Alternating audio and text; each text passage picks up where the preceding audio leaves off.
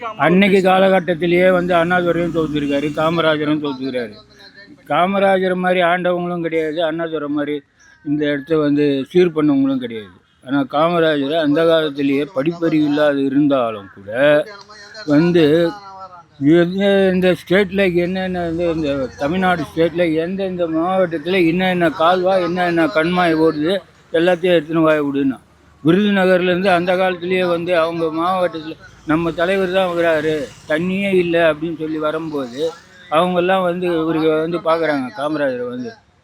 சரியா தண்ணி வரலன்னா என்ன பண்ணலாம், சரி பார்க்கலாம் போங்க அப்படின்ட்டாரு. இவங்கெல்லாம் வெறுத்து போகிறாங்க, என்னடா இப்படி சொல்லிட்டாரு அப்படின்னு. ஆனால் இவங்க போய் சேர்றதுக்குள்ளேயே வந்து தண்ணி வந்து ஊரில் சேர்ந்துச்சு.